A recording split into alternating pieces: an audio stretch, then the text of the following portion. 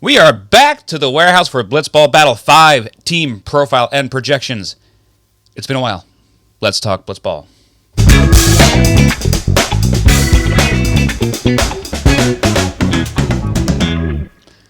Welcome to the Blitzball Boys, the podcast about Blitzball and boys, but lately about Blitzball. I'm your co-host, Brendan Ruppel, along with my fellow host, Peter Del Rey. Hey, Brendan. We're back. I have a new way of wearing hats. Yeah, too high. On the YouTube. Way too high. No, too low. Disagree. Oh, it's too high. I'm wearing way too high. Let me just... There you go. That's much better. So, we're back after... Immediate incentive to go to the YouTube. What? The hat bit. Off to a great start. Hat bit's going to be great. When's the last time we actually put out an episode? June? Like early June? Probably June. The last thing that was on my OBS when I pulled it up was Ball and Play 2 Championship. Who do I look like right now? Vinny the Gooch? No, he has big Peter, big that's sunglasses. very topical because that game's coming back. Oh, I forgot all about that. I can't wait. Can't wait. Vinny the Gooch is from Backyard Baseball, for those who don't know. I look like somebody. Oh, no. I was going to say number 4 from Kids Next Door. Oh, both are kind of hitting. hitting. Both those references are good. The kids love them. They love them. But we've been gone for a while. We kind of overworked ourselves. We took on more than we could chew. Work got busy. Brendan's work got busy. Summer's been busy season. Peter also went to Japan. I went to Japan, had to plan the trip, which took a lot of time. Mm-hmm. Peter quit his job to plan the trip for Japan. Quit my job to plan the trip to Japan. Japan got really I quit my job out because Peter quit his job. I do whatever he does. Yeah, Brendan does what I do because I'm older. That's true. By a lot. He has to follow suit by a lot. By a lot. Am I keeping this the whole episode? Let's see. Let's see. I don't know what your line of sight is like if that is annoying for you. But pretty good, actually. It's nice to me because you just have 2 fucking meatballs for eyes and I don't like looking at them. I get hungry. So... regardless, we took on too much. Brendan and I are actively reevaluating to see what will be a better way of taking things on so that we can put these out more regularly on a regular schedule for you guys, for those of you who listen. I think when we started doing this, it was just Blitzball because that's all they had at the moment. Right. And I think that the newer sports were like, oh, that's cool, they're doing that. And then once they announced Warehouse Cup and Captain's League on top of it, it's great that they're making so much more content. What do we do about this? Because we were just the Blitzball Boys. Then we started creeping into other sports and learning how to talk about those ones. And then they introduced another league, which made it impossible to catch up with anything because there's literally no downtime. So I think we're going to reassess when they start the new warehouse calendar year next year. I think Blitzball Battle 5 should take us into the end of this year. That's the last thing that'll finish up the Warehouse Cup. So. Yeah. We're doing these, so with this segue, we're doing these TPPs. If you're a fan of TPPs, Talking Yanks, Talking Baseball, they do these leading up to the start of the baseball year, where they talk about, and I guess what they do in Talking Baseball especially is they have the fans rank all 30 teams in a Google sheet or something. So they start with 30, go all the way to 1, and they release them every day, 30 days before the start of the baseball season. So we're going to do something similar. What we did was we reached out to the teams and we had them play a whole tournament in front of us, colloquially called Blitzball Battle 4, and we're going to do it in reverse order. Yes. So today we'll be starting with Del Caribe, because in our eyes, Del Caribe, they were ranked last. But we want to give them the order now, the full order? No. Okay. Because I don't know if I want to change it up. Okay, sure. Yeah. So today's Del Caribe. I mean, they know, if you've watched Blitzball Battle 4, you know a rough order of what it's going to be. We're ending with McFlurry Power. That's not going to change. It's kind of this first round of 4, not set on the order entirely yet, and then not set on if Lovey is going to come first or Woog is going to come first. But regardless, it'll work out. What's this? Look at all these visual gags that you got to go to the YouTube. When you were talking about how hard it was for us to keep up with the workload with your hat all the way down, it started to get to me. Yeah, I didn't think it would bother me because it's not that funny when you're being silly, but when you're being serious, it's when it really hits. It's pretty good. I feel like this is a cartoon character, but without a voice. Comments. I just have to be serious. If I was character Peter looks like. My character do I look like? Not as funny. Not when as I'm funny. talking like this, I'm laughing my fucking ass off. Hi, Lyndon. It's good. So yeah, I'm sure if you're familiar with us, you're familiar with them. TPPs, we're ripping them. I think we're gonna do Monday through Thursday twice. So 4 episodes one week, 4 episodes the next week. Okay. Leading up to whatever the release day is. That might change depending on what day of the week that might end up being like a Sunday start, which Right. kind of works. I don't know. Either way, these are going to be daily releases. So if you're hearing this, keep your eye out for next episode tomorrow. Probably baggage. They're also most likely. bad. Yeah. They're also not very good. They need to pick it up. Yeah. They need to pick it up. So we're starting with the slop here. Starting with the slot. Do we want to get into immediately why? Overall, grand picture. What's the Achilles heel of the Caribe? Oh, we want to start off being rude. We're starting with the slop. I guess you're right. Because we're going to end this by saying like, what can they do to improve? What do they want? How are they going to improve? What are they going to do in order to get somewhere into like the win column in the playoffs, essentially? Right. I mean, like, if you want to talk Achilles heel and just fucking drill this in right at the beginning, it's Joe's. Joe's is the Achilles heel. You look at this in terms of rankings of all-time warehouse performances. Lou is top 5 in like, this one doesn't. I don't know if you're going to edit this, Brendan, but this whole one. Okay, well. No, I can. This whole section right here, if you go into the rankings tab, Okay. I have to redo this because Okay. this is I changed the formula, so this is no longer right. Formulae. Okay. Edit. And then we'll go back in. Edit point. Edit. Oh, you're gonna have to edit the video and the. I'm sorry. I didn't think about that. That's good. These are going to be short enough videos. It won't be too big of a file. That's the only reason why I don't usually edit the videos, because they're fucking fat. Yeah. But this will be fine. This is a short one. Okay. Lou is top 5 in strikeouts as a pitcher, batting average, RBI, and OPS all time. And then if you look at last tournament, he was top 5 in like ERA, batting average, and OPS. Mm-hmm.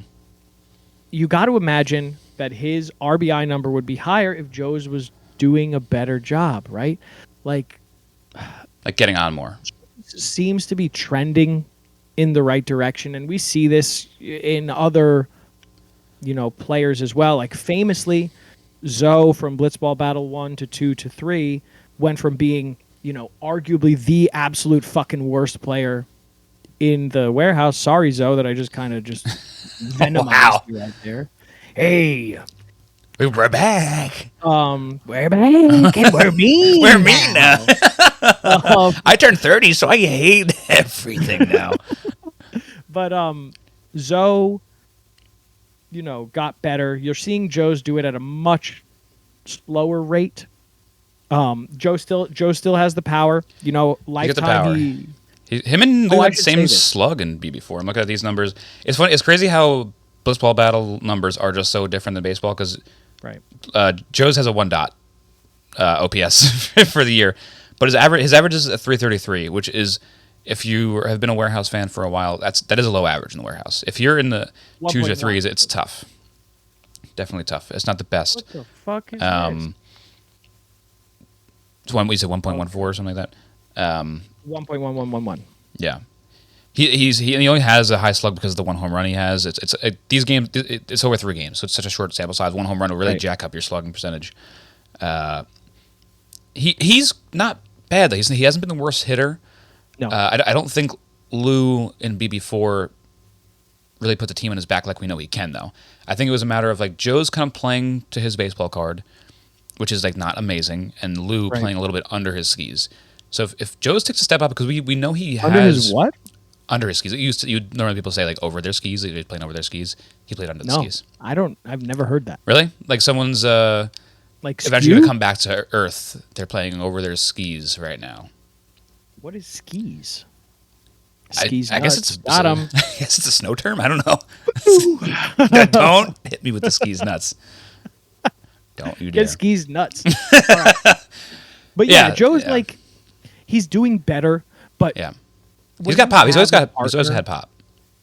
when you have a partner like Lou, and I believe we saw this in Captain's League Blitzball, where they started just fully to pitch around Lou, fully. Yeah. Which you could do more in a 4-person team than you can in a 2-person team. Yeah, so I don't definitely. expect that to carry over. Right. But when you look at yourself and you're like, hey, I may not have it right now, you're more inclined kind of to be like, let's try and get Lou to swing wild at something that's like off the plate, and then I'll go and try and lock in against Joe's. Yeah. Which sucks. As as a fan of the Warehouse Games, as a fan of Joe's, it sucks to say that, but you have to like be honest with yourself. Yeah. But that's where they're gonna have to improve. If that's what's happening, Joe's has to be the like Carlos Stanton of the Yankees, and like, all right, if they're gonna pitch around Judge and Soto, then Stanton's got to do damage against him, and he's got to be the Stanton, the 5-hole hitter that needs to like take advantage of the walks or the pitching around. To go back to Lou for a second, you reminded me of something from Captain's League. I think you had the stats up somewhere that he hit really well in Captain's League as far as average, especially. But if I remember correctly, it just is we didn't do a show for that one, so I don't have really quick, full game capacity there. Lou led Captain's League in singles, least amount of strikeouts as a batter. Okay. Total hits. This defends my average, narrative I'm about to bring up. and OBP. He didn't hit any slug though. I think he hit so many like hard ground balls, which it's not a bad thing. But if Joe's isn't hitting, I think he doesn't have a lot of home runs. His lifetime home runs, it's only 2. Well, okay, we should also preface this.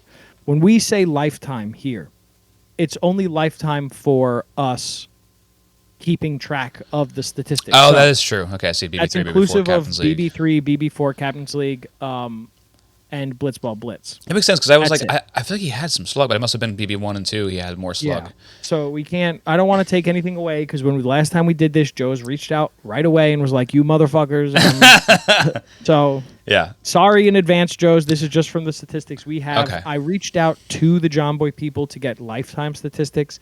They told, as we're recording this, Floorball 3 is going on, and they pretty much told me, they were like, if we give you statistics, Floorball 3 will probably be spoiled for you. And I was like, that's fine. I'll just go with what I have. We'll put like a preface in there, and I'll try and remember to do this every episode going forward. I mean, but you have the important ones up anyway. This is the 4 most recent things. I think that's a big sample size. So Lou needs more slug. Just in case that Joe's doesn't take a step up, Lou needs to at least hit more doubles. Hit that back wall as hard as you can. Plus, especially because, sure, he might have hit like crazy in the Captain's League. He's also playing against a much lower field of talent, right? As well, so he should be raking in that league. Yeah, he didn't a more watered necessarily down field of talent. Yeah, I get you. But he still pitched his ass off, though. I think that translates. No matter, because if you can fill up the strike zone in that league, you could still do it in this one. It's your same. Yeah. Absolutely. Like Lou will be a threat, or will he? Haha, perfect segue, Pete. Lou is kind of like, we look at him as a sure thing for every sport he plays, right? Mm-hmm. But Lou does except have for hockey. these weird. His son doesn't feel that way. Don't do that. Don't do that. His son's My dad a bad sucks. Person. His son's a bad person. Little Lou is a bad person. Pavel called him a psychopath. He fucking didn't hold back at all. I was losing. I was like, Brendan's gonna love this when he hears it. Even Chris Rose was like, "What? Can you relax?" He's a fucking child. Kid's a psychopath. Lou goes through these peaks and valleys, for lack of a better term. Lou will have. We saw it. The most famous example was Lou, MVP of Ball and Play 2, going into Ball and Play Captain's League, awful. Absolutely awful. Mm-hmm. And pop-ups. It puts a question into your mind of like, and even if we talked about Captain's League Blitzball, right? Mm-hmm. Lou kind of got figured out a little bit. I don't want to say figured out, but people are starting to be like, hey, a walk against Lou is kind of a win. Right. You know, and the pitching got better. Like that, everyone's learned how to pitch pretty well by this point. By Right. the time we hit BB5, everyone's locked into what they're really good at, and has also grown with the curve. Ooh, good Blitzball pun. Oh, Like everyone's like, oh, a sinker's an effective pitch. Oh, you know what? Maybe we should start dropping like hard curves. Like, oh, you know what? Nicky's got this crazy sidearm slider. We'll never have as good of one as he Right. does, but we can also mimic it in some capacity. So I think it's the rising tide raises all ships or whatever, right? And I think everyone's Right. just gotten a little bit better. that's But fucking loose little crazy. hits. Loose little hits. I've never heard that term, rising tides raise all ships, Mm-hmm. until literally today, listening to a podcast at work, and Was then it the now Hobby I Boys? hear it for the second time. No. Was it said in the Hobby Boys? No, I don't know. It'd just be funny. Like I was listening to this I don't think so. stupid podcast. No. It was we don't need to talk about it. It was I again tend to give too much detail when I tell things. So if I try to say what it was about, it's nothing illicit. Oh, okay. It was a podcast of like other YouTubers and like misconceptions people have and them like clearing it up. It wasn't like a Navy ship podcast. No, Okay. Marine. Nope, Marine. You idiot. But no, Lou. I feel like I shouldn't be doubting him, but just the fact that like people are starting to figure him out, I do want to see if there's this strategy of like, hey, don't give Lou a pitch to hit. Like, give him competitive pitches, but like if they don't need to hit the zone, Right. you know what I mean? Yeah, we'll definitely see some of that. I would Unless Joe hate- starts to rig. But that I want to see that unlock Joe's. Mhm. I want to see that unlock Joe's potential. 'Cause they're I gonna want come after Joe's him. to do well. Yeah. Because here's the thing: they've never moved on to a proper second round. The only time they moved on was we're in when goals they here. Like, played- let's have a goal for them to get a playoff. run. right. The only time they moved on to a second round was when it was like them and Baggage were the bottom two teams, Mm-hmm. and they beat Baggage because Baggage had a fucking awful tournament. Right. They need that to felt get like like a a playoff win. legitimate second round. That was what? That was BB3, right? Yeah. Yeah. I would like them to get a legitimate win. That's got to be their goal. Not only that, but to obviously they want to win the whole thing. We both know Lou, we know Joe's. We spoke to the both. They're not guys who are just like, we're here for good times. Right. They want to Joe's win. cares a lot. Lou cares a lot. Yeah, they really do. Joe's definitely cares more than Lou. Clip it. That's the official stance of the Blitzball Boys right. and Blitzball Battle 5. I mean, look at Joe's in floorball we're watching right now. Like that guy is working so fucking hard. Joe's was awesome. Yeah, really, really good. I don't want to date this too much. That's all right. we already But did. yeah, I mean, so I hate to be negative even more, but I mean, this is the last place team. Negative Newton. Negative Newton. Yep. I think what they need to overcome, I'll phrase it this way, is Joe's pitching, and I don't know if they're capable of overcoming that. I think they really need to get lucky with ground balls so that Joe's has to pitch as little as possible.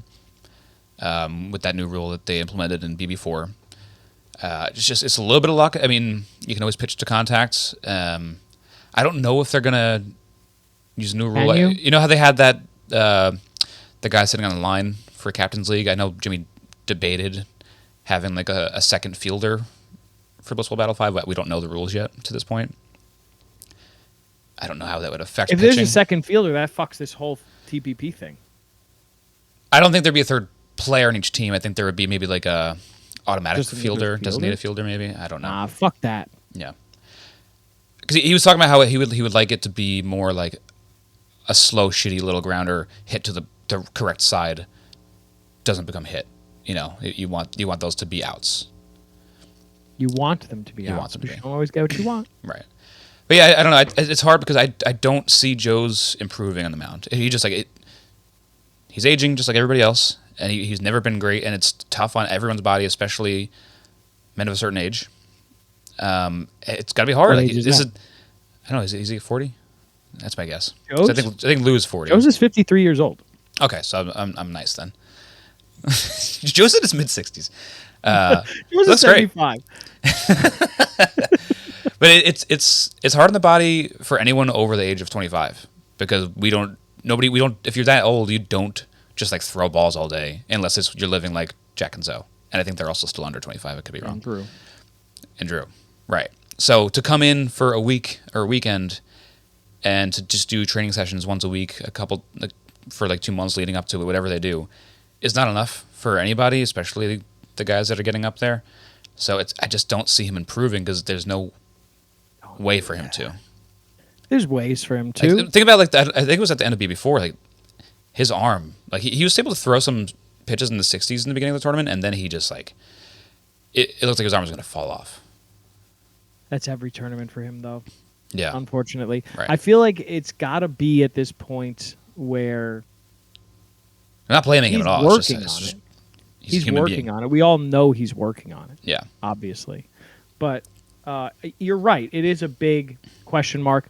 We do tend to see that closer to the fourth game that a team would have. I mean, just if we just think back to Dan Canobio, right? His arm didn't really give up on him until the final. Yeah. But again, our goal for them is only to make it like to the second round of playoffs. So maybe that's it. If they can get lucky and get a ground ball out, and Joe's only has to get one out, that's a path to victory. Maybe it'll happen twice. Make it to the finals. I don't know. Does that mean I'm double handsome, Brendan? What's going on? How many rings do you have on? Do you have a ring on every 2. finger? Wow, you're in love. Love. Wish I knew what it's like to be in love. Love. Kristen and I got matching rings in Kyoto. Oh, Kyoto. Oh, handmade matching rings in Kyoto. Must be nice. Must be nice. Cheese and rice. Oh, damn! I was trying to see how long we could be silent for. I had to say cheese and rice. I had to. You did it. You had to say cheese and rice. It's true. I ruined it. But going into this tournament, what is, in your opinion, best case scenario and worst case scenario for the first game? Not just score, because obviously best case scenario is 10-0 right. win. I don't know who they're playing yet.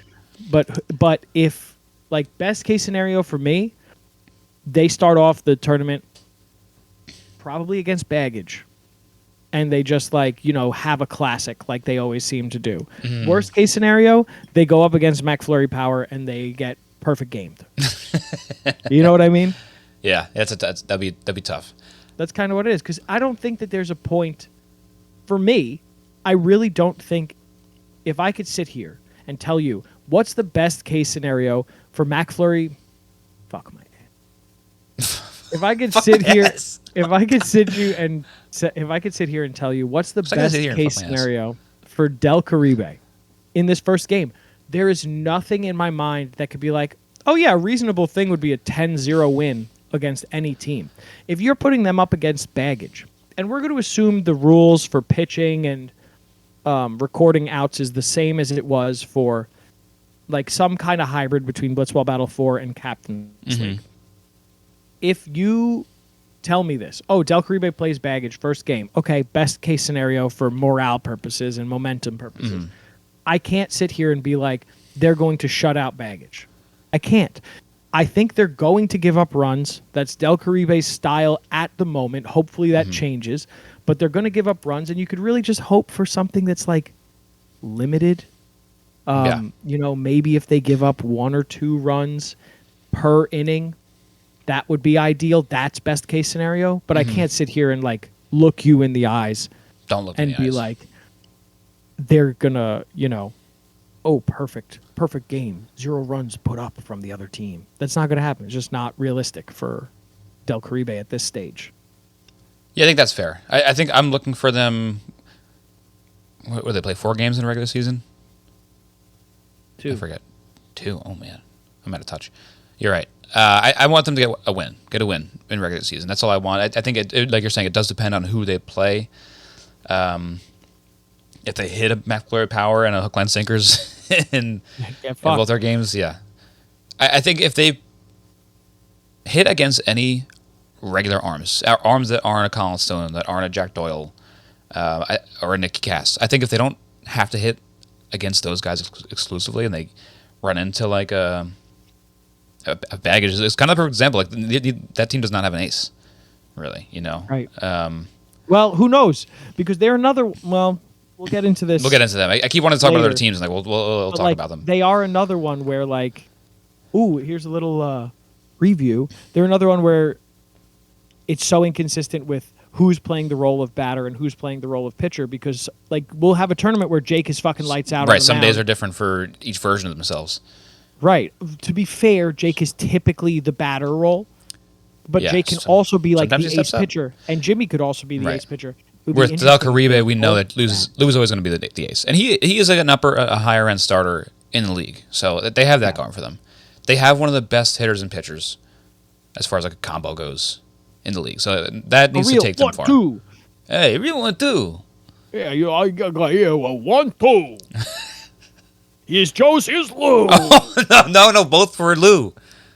Here's Lou, here's Lou.